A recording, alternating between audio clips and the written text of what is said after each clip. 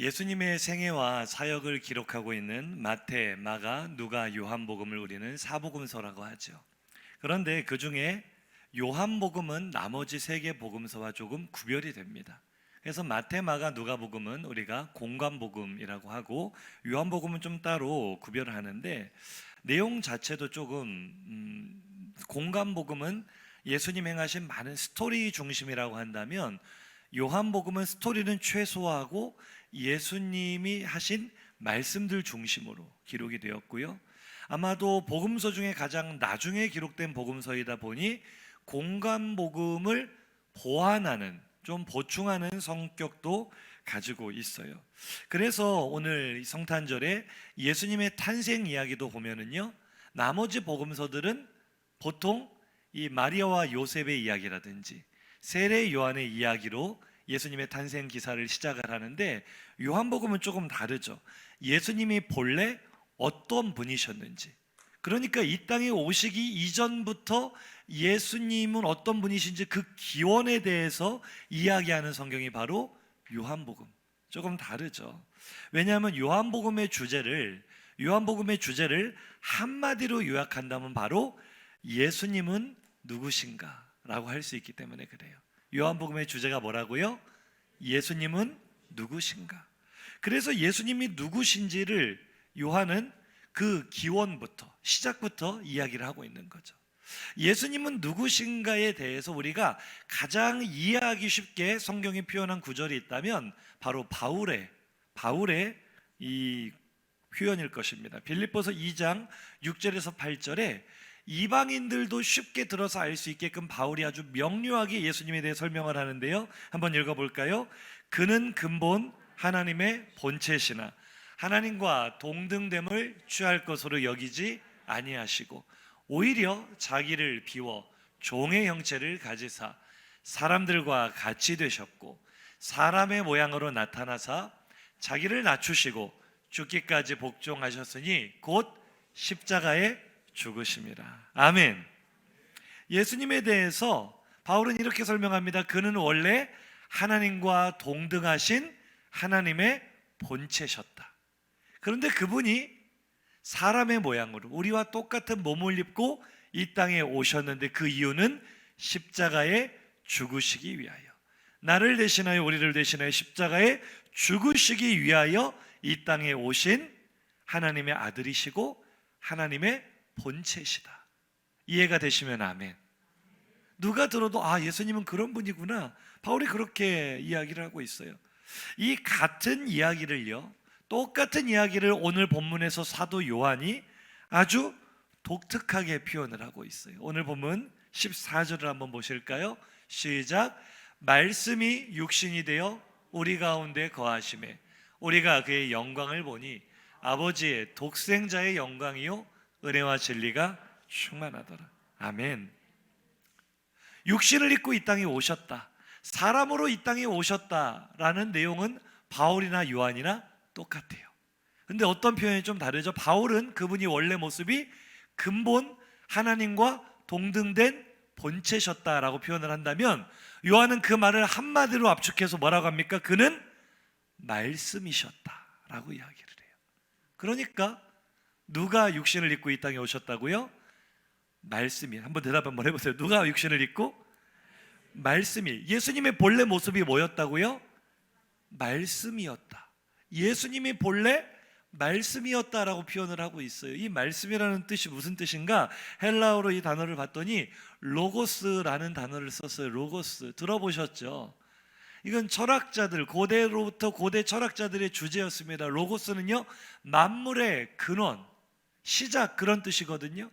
그러니까 예수님이 본래 말씀이셨다라는 요한의 고백은요, 예수님은 본래 모든 만물의 근원이셨다, 모든 창조의 시작이었다, 그렇게 이야기를 하고 있는 거예요. 그러니까 오늘 본문에서 말씀이라는 단어가 나오면 그것은 바로 뭘로 바꿔서 읽어도 똑같다는 거예요? 예수님. 한번 따라 하시죠. 말씀이 예수님입니다. 그래서 요한이 이 말씀이신 예수님이 어떤 분이신지, 이 땅에 오시기 이전부터 예수님이 어떤 분이신지를 자세히 설명해 주고 있는데, 첫 번째로 예수님은 영원 전부터 존재하셨던 분이다. 요한이 그렇게 말하고 있습니다. 말씀이신 예수님이 어떤 분이시라고요? 첫 번째로 영원 전부터 존재하신 분이다. 1장 1절, 오늘 본문 1절 노란 글씨만 한번 읽어볼까요? 시작. 태초에 말씀이 계시니라. 할렐루야.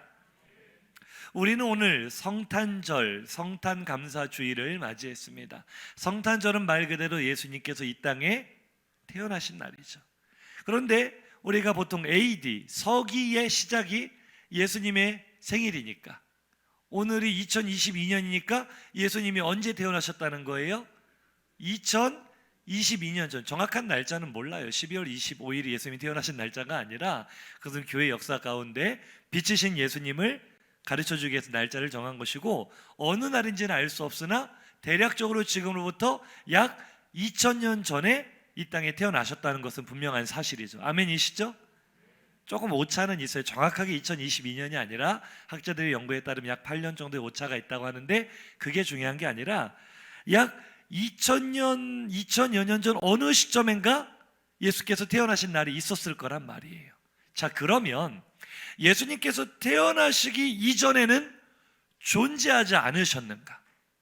이 질문이요, 세상 사람들에게는 너무나도 당연하게도 당연하지. 사람이 존재한다는 것은 이 땅에 태어나야 존재하는 거잖아요. 맞습니까? 그러니까 세상의 관점으로 보면은 2000여 년 전에 어느 날인지는 모르지만 예수님이 이 땅에 마국간에 태어나신 그날, 바로 그날 이전에는 예수님은 존재하는 분이에요? 존재하지 않는 분이에요? 존재하지 않는 분이에요. 이게 세상이 예수님을 바라보는 관점이라고요. 동정녀의 몸에서 태어나신 신화적인 인물, 마치 주몽이나 박격허세처럼 일반적인 사람과는 그 출생이 남다른 신화적인 인물로 바라볼 때 예수님은 탄생 이전에 존재하지 않는 분이에요.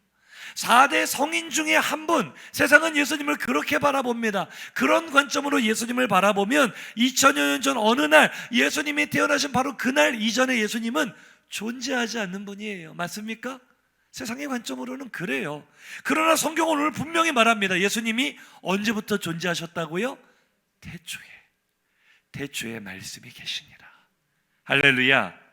성경은 예수님이, 말씀이신 예수님이 태초에, 그러니까 인류의 역사가 시작되기도 한참 전에, 우주와 만물이 존재하기도 이전에 예수님은 존재했다고 말하고 있습니다.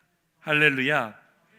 본래 없으셨던 존재가 2000여 년 전 탄생함으로 존재하게 된 것이 아니라, 그분은 세상보다 먼저 계셨던 분이라는 사실을 기억하시기 바랍니다.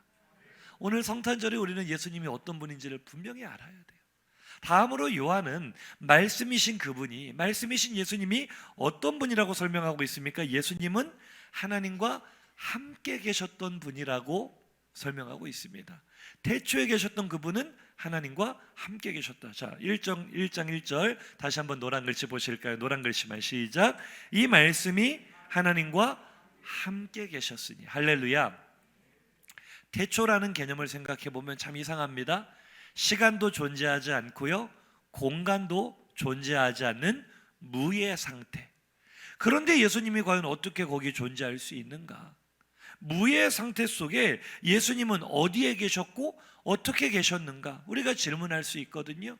그런데 성경의 지식으로 보면은요, 사실 무의 상태, 시간도 존재하지 않고 공간도 존재하지 않는다고 생각하는 무의 상태라는 것은 인간의 개념일 뿐이지, 하나님은 시간을 초월하여 계시고 공간을 초월하여 계시는 영원부터 영원까지 스스로 계시는 분인 줄로 믿습니다. 하나님이 모세에게 자신을 소개하실 때도 나는 스스로 있는 자니라 라고 설명하고 계세요. 아멘이시죠? 그러니 예수님이 어떻게 태초에 계셨는가, 어디에 계셨는가, 어떻게 계셨는가라는 답은 바로 이 말씀 속에 해결이 되는 거예요. 시간과 공간의 개념을 한참 초월하여 스스로 계시는 하나님과 함께 계셨던 분이다. 아멘이십니까? 그 하나님과 함께 계셨다고 할 때 이 함께라는 이 헬라어 원어를 바라보니까요, 이 함께라는 이 단어는요, 방향성을 지시하는 단어인데요, 향해, 무엇을 향해 있다라는 단어를 썼어요. 그러니까 예수님은 하나님을 향해 계셨고, 하나님과 함께 계셨고, 하나님 안에 계셨던, 하나님과의 영원한 사귐 속에 계셨던 분인 것을 믿습니다. 저를 따라 고백하시겠습니까? 말씀이신 예수님은 본래 태초부터 계셨고 하나님과 함께 계셨습니다. 이것이 오늘 예수님의 탄생을 기록하는 요한의 신학입니다. 그분은 만물보다 먼저 계셨고 하나님과 함께 계셨고, 세 번째로 요한은 또 이분이, 말씀이신 이분이 어떤 분이라고 설명합니까? 예수님은 삼위일체 하나님이시다라고 고백을 하네요. 다시 한번 오늘 본문의 1절 노란 글씨만 한번 볼까요? 시작. 이 말씀은 곧 하나님이시니라. 할렐루야. 어떻게 이 땅에 사람으로 태어나신 예수님을 영원 전부터 있었다고 말할 수 있느냐? 어떻게 사람으로 오신 그분이 하나님과 함께 계셨다고 말하느냐라고 질문한다면 요한이 마지막으로 설명하고 있어요. 그분은 본래 하나님과 한 몸이셨다는 거예요. 바울의 고백도 똑같죠. 그는 근본 하나님의 본체셨다라는 거예요. 다른 위격을 가지고 있으나 제2 위격인 성자 예수님, 성자 하나님이시지만 그 하나님은 삼위일체, 한 몸, 한 분 하나님이신 줄로 믿습니다. 할렐루야. 그러니까요, 오늘 우리는 이 성탄절에 늘 들어왔던 말씀처럼 베들레헴 어느 마국간 구유에 놓이신 아기 예수님만 바라보는 그런 성탄절이 아니라 그 구유에 놓이신 아기 예수님을 통하여 그분이 본래 어떤 분이신지를 바르게 볼 수 있는 오늘 우리의 성탄 감사주일이 되기를 주의 이름으로 축복합니다. 한번 인사하실까요? 예수님의 진짜 정체를 봐야 됩니다. 우리가 예수님의 진짜 정체를 보게 될 때 그분이 이 땅에 오신 진짜 이유도 알 수 있게 될 줄로 믿습니다. 예수님은 영원 전부터 계신 분이요, 하나님과 함께 계신 분이요, 사실은 하나님과 한 몸이신 삼위일체 하나님이시다. 요한이 여기까지 예수님의 근원에 대해서, 기원에 대해서 설명한 후에 한 가지 더 설명하네요. 예수님은 어떤 분이시라고요? 생명의 근원이라고 이야기하고 있습니다. 자, 오늘 본문 2절에서 3절입니다. 시작. 그가 태초에 하나님과 함께 계셨고 만물이 그로 말미암아 지은 바 되었으니 지은 것이 하나도 그가 없이는 된 것이 없느니라. 아멘.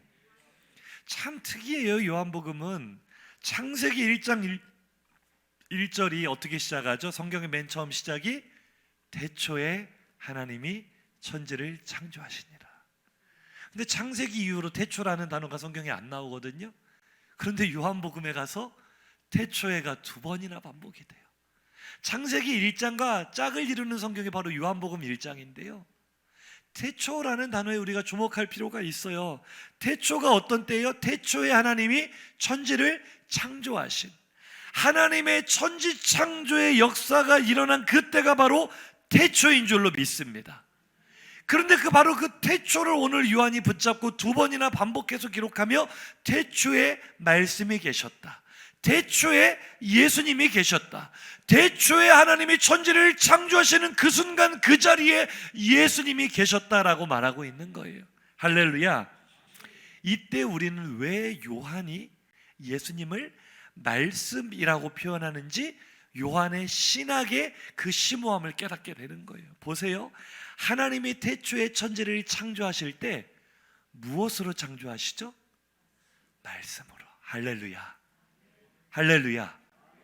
그 삼위일체이신 예수님께서, 하나님께서 천지를 창조하시는 그 순간 그때 하나님과 함께 계셨거든요. 하나님과 동등되게 계셨거든요. 그런데 알고 보니 빛이 있으라 말씀하신 그 말씀이요, 궁창이 있으라 말씀하신 그 창조의 능력을 가진 그 말씀이 바로 예수님이셨어요. 할렐루야. 모든 피조물이 존재하게 된 것은 바로 말씀을 통해 생명이 들어왔기 때문인데, 그 말씀, 그 생명이 바로 예수님인 줄로 믿습니다. 지으신 것이 그가 없이는 된 것이 아무것도 없다. 오늘 내가 이 땅에 존재하는 것, 나를 포함한 우리 모두가 이 세상 모든 만물이 태어나고 존재하게 된 생명의 능력이 바로 예수님이라는 사실을 믿으시면 아멘 하시기 바랍니다. 저를 따라 고백하시겠습니까? 예수님은 생명이십니다. 놀라운 사도 요한의 고백이, 우리는 그 위에 놓이신 아기 예수님을 바라보며 이분이 본래 어떤 분이셨는가? 나를 이 땅에 존재하게 하신 내 생명의 주인이시구나. 말씀이신 그분의 능력이, 그 생명이 오늘 나를 이 땅에 존재하게 했구나 믿으시기 바랍니다. 그래서 사도 요한은 예수님이 말씀이시고 곧 생명이라고 말씀하는 거예요. 오늘 보면 4절입니다. 시작. 그 안에 생명이 있었으니 이 생명은 사람들의 빛이라. 아멘. 그러니까 이 세상의 모든 피조물이 존재할 수 있었던 이유는요, 본래 그 생명이 누구 안에 있었어요? 예수님 안에 우리를 살아 숨쉬게 하고 만물이 살아 움직이게 하는 생명이 누구 안에 원래 있었다고요? 그 안에 생명이 있었으니, 예수님 안에 생명이 있었으니, 말씀 안에 생명이 있었으니, 할렐루야. 이 생명이 우리에게 주어진 거예요. 예수님 안에 있었던 생명이 만물에게 주어진 거예요. 모든 동물과 식물에게 주어진 거예요. 사람에게 주어진 거예요. 예수님의 생명이 우리 안에 들어왔는데 요한은 이것을 또 다른 신학적인 개념을 가지고 하여 이 생명은 곧 사람들에게 주어진 빛이다. 할렐루야. 자, 오늘 이 등식의 성립에 대해 예수님은 원래 어떤 분이신가? 예수님은 본래 말씀이셨고 그 말씀 안에 생명이 계셨는데 이 생명은 우리 안에 들어온 빛이다. 말씀이고 생명이고 빛이고 이분이 바로 오늘 구유에 놓이신 아기 예수님인 줄로 믿습니다. 할렐루야. 이게 빛이라는 의미는 어떤 의미냐면요, 오늘 나를 살아 숨쉬게 하는 생명이 어디서부터 왔는가를 밝히 알게 하는 빛이라는 뜻이에요. 할렐루야. 사람들은 자기가 어디서 와서 어디로 가는지를 모르잖아요. 그런데 본래는요 다 알았어요. 왜요? 우리에게 생명이 들어올 때 이 생명은 빛이었기 때문에. 그 빛은 하나님의 존재를 밝히 알게 하는 빛이었어요. 빛은 보게 하는 거잖아요. 우리 안에 들어온 예수님의 생명은요, 하나님을 볼 수 있게 하고 하나님을 알 수 있게 하고 하나님을 깨달을 수 있게 하는 밝은 빛이었습니다. 할렐루야. 따라 하실까요? 예수님은 생명의 빛입니다. 그래서 사람 안에 빛 대신 예수님의 생명이 있는 동안에 사람은 하나님을 보았고요, 하나님을 느꼈고요, 하나님과 대화했고요, 하나님과 깊은 교제, 예수님처럼 하나님과 깊은 사귐을 나누었던 거죠. 이것이 하나님이 본래 창조하신 세상과 사람의 모습인 줄로 믿습니다. 아멘이시죠? 그런데 우리가 잘 아는 것처럼 죄가 모든 것을 망가뜨리기 시작했어요. 죄가 빼앗아간 것이 뭐라고 제가 설명하죠? 죄의 삭은 사망이니까. 사탄이 선악과의 유혹을 통하여 우리로 범죄하게 만들고 그 범죄의 대가로 우리가 빼앗긴 게 뭐라고요? 생명이잖아요. 사망이 찾아왔으니까 생명을 빼앗겼잖아요. 아멘이세요? 그런데 오늘 요한의 신학을 보세요. 이 생명은 곧 사람들의 빛이라 했으니 우리가 죄 때문에 생명을 빼앗겼다는 것은 곧 무엇을 빼앗긴 것이다? 무엇을 빼앗긴 것이다? 빛을 빼앗긴 것이다. 왜요? 이 생명이 곧 빛이라 그랬으니까. 하나님을 알 수 있게 하는 빛, 하나님을 느낄 수 있게 하는 빛, 하나님과 교제하고 사귈 수 있게 하는 그 빛이 우리가 죄에 속아 생명을 빼앗겨버린 순간 그 빛도 빼앗겨버리게 된 거죠. 할렐루야. 그래서 범죄 이후로 사람은 하나님을 알 수 없게 되어버린 거예요. 하나님을 볼 수 없게 되어버린 거예요. 하나님을 느낄 수 없게 되어버린 거예요. 죄가 우리의 생명을 빼앗아가 버렸고 우리의 빛을 빼앗아가 버렸기 때문에 이사야가 이것을 아주 정확하게 표현했죠. 이사야 59장 2절 이하 말씀을 좀 요약해서 보겠습니다. 시작. 오직 너희 죄악이 너희와 너희 하나님 사이를 갈라놓았고 우리가 빛을 바라나 어둠뿐이요 밝은 것을 바라나 캄캄한 가운데 행함으로 우리가 맹인같이 더듬으며 눈 없는 자같이 두루 더듬으며 낮에도 황혼때같이 넘어지니 우리는 강장한 자 중에서도 죽은 자 같은지라. 아멘.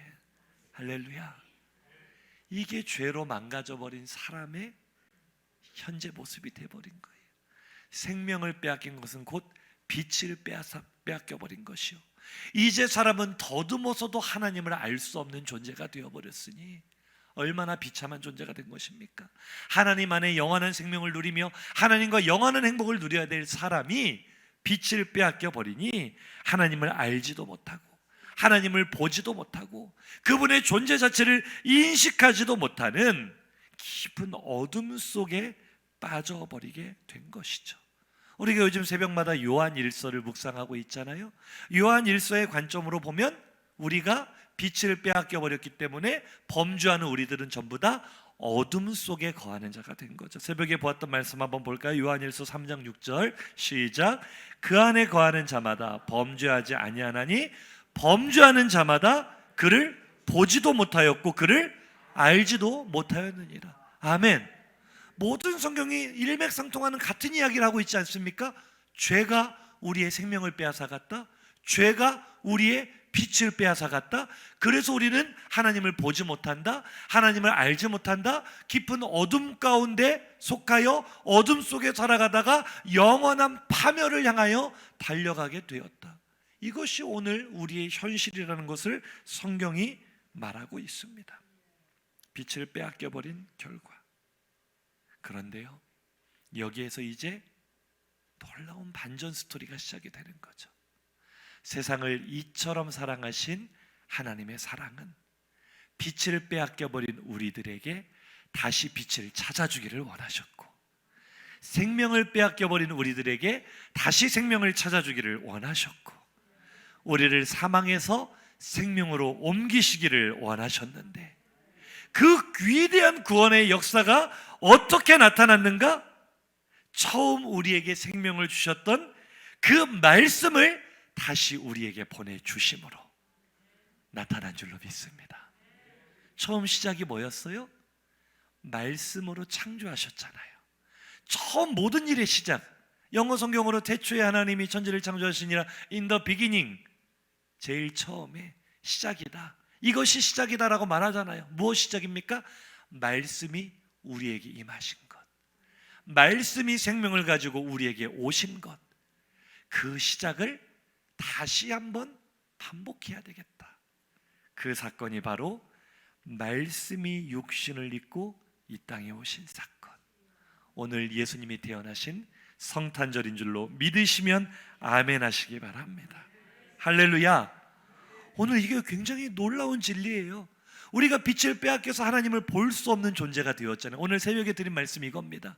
우리는 더듬어서도 하나님을 볼 수 없는 존재가 되었어요. 그런데 하나님이 볼 수 있게 오셨어요. 왜 말씀이 육신을 입고 오셨는가? 하나님을 볼 수 없는 나에게 하나님을 볼 수 있는 방법으로 보내주신 거죠. 그것이 말씀이 육신을 입고 오신 건 줄로 믿으시기 바랍니다. 할렐루야. 오늘 본문 14절 한번 보세요. 시작. 말씀이 육신이 되어 우리 가운데 거하심에 우리가 그의 영광을 보니 아버지의 독생자의 영광이요 은혜와 진리가 충만하더라. 아멘. 죄로 눈이 멀어 이제는 어둠 그 자체가 되어버린, 너희가 전에는 어둠이더니, 성경이 우리에게 말하고 있지 않습니까? 이제는 어둠에 거하는 수준이 아니라 우리 자체가 어둠 그 자체가 되어버렸어요. 우리의 존재가. 그런데 그런 우리가 다시 하나님의 영광을 볼 수 있게 하시는 방법은 눈에 보이지 않는 그 말씀이, 우리의 눈으로 볼 수 없는 하나님의 영광이 육신을 입고 이 땅에 오시는 거였어요. 그분이 바로 예수님이셨어요. 누구도 부인할 수 없는 방법으로, 누구도 못 보았다고 핑계할 수 없도록 예수님은 가장 밝고 찬란한 빛으로 육신을 입고 이 땅에 오신 줄로 믿습니다. 인사하시죠. 그게 바로 오늘입니다. 그게 바로 성탄절입니다. 요한복음 1장 9절 시작. 오늘 본문 9절 시작. 참빛 곧 세상에 와서 각 사람에게 비추는 빛이 있었느니. 아멘. 예수님이 이 땅에 오셨다는 것은 다시 말씀을 보내주신 사건이에요. 다시 빛을 비춰주신 사건이에요. 누구도 부인할 수 없도록. 그런데요, 참 안타깝게도 세상에는 하나님께서 누구도 부인할 수 없게 눈에 보이는 방법으로, 눈에 보이는 하나님으로 우리에게 예수님을 보내주셨지만, 누구도 부인할 수 없도록, 어둠이 부인할 수 없도록 참 빛을 보내주셨지만, 여전히 세상에는요, 이를 악물고 그것을 부인하는 사람들이 있어요. 밝히 보면서도 나는 못 봤다고 이를 악물고 부인하는 자들이 있어요. 자기 교만과 고집과 욕망이 우상이 되어서요, 예수님을 보면서요, 예수님을 인정하지 않는 자들이 예수님 당시에도 있었지만 지금도 있어요. 지금도 성탄절을 맞이하면서도 예수님을 전혀 알지 못하는 거죠. 요한복음 오늘 본문 10절입니다. 시작. 그가 세상에 계셨으며 세상은 그로 말미암아 지은 바 되었으되 세상이 그를 알지 못하였고. 우리가 존재하게 된 것이 바로 그분의 생명 때문인데, 우리가 지금 살아있는 것이 그분의 생명이 내 속에 들어왔기 때문인데, 그분이 이제 육신을 입고 다시 오셨는데도 불구하고 우리가 그것을 인정하지 않는 거예요. 세상이 그를 알지 못하는 거예요. 세상이 알아보지 못하는 거예요. 오늘도 세상은 성탄절이 예수님이 탄생하신 날이라는 건 알지만 그분의 진짜 정체가 무엇인지 알지 못합니다. 그분이 나와 무슨 상관이 있는지 알지 못합니다. 어제 우리 성탄 발표에 너무나 순서마다 은혜가 됐는데, 저는 우리 청년들의 연기력에 감탄했어요. 저는 우리 청년들을 방송국으로 보내야 된다고 생각합니다. 영화를 찍어야 된다고 생각합니다. 이런 연기파 배우들이 우리 화평교회만 있기는 너무나 아깝지만, 그렇지만 우리 교회 살 일이 더 많을 줄로 믿습니다. 무슨 말을 하는지는 잘 모르겠지만, 제가 너무 어제 연극의 은혜를 많이 받고, 야, 우리 청년 진짜 대단하다. 어떻게 애들이 대본도 안 보고 저렇게 대사 한마디도 떠듬거리지 않고. 너무 은혜 받으셨죠. 근데 그 내용이 진짜 좋더라고요. 크리스마스 살인사건. 아니, 크리스마스에 누가 죽었어요? 크리스마스가 죽었답니다. 정말 이게 너무 저는 처음 본 연극이었거든요.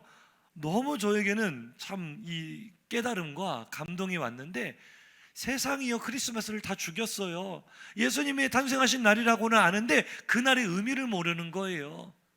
세상 가운데 비치는, 사람들 가운데 비치는 빛이 있었으나 사람들이 그를 알지 못하는 거예요. 세상이 그를 알지 못하는 거예요. 왜 오셨는지를 모르는 거예요. 그래서 여전히 어둠 가운데 거하죠. 인생의 앞날이 보이지 않는 불안과 염려 가운데 미래를 맞이하죠. 그런데 진짜 큰 문제는요, 세상은 그럴 수 있다 치지만 성도들도 그럴 수 있다는 거예요. 성도들 가운데도 그런 사람들이 적지 않다는 거예요. 오늘 본문 11절입니다. 시작. 자기 땅에 오매 자기 백성이 영접하지 아니하. 이게 충격적인 말씀이죠.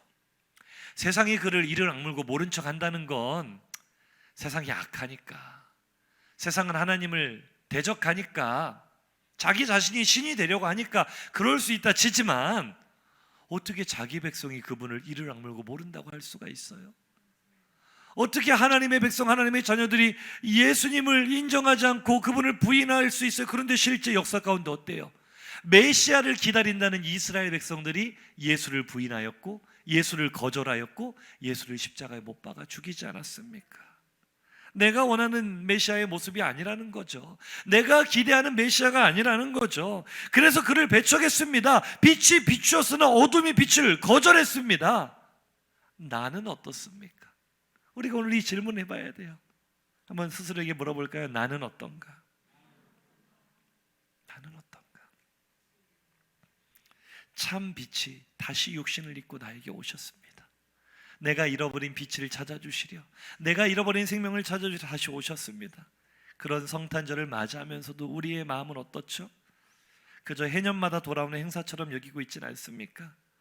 성탄절인데도 여전히 나는 어둠 가운데 거하여 예배하면서도 입도 한번 뻥긋하지 못하고 참여하지 못하고 그저 앞이 보이지 않는 불안과 염려 가운데 하루하루를 한숨 쉬며 살고 있지는 않습니까?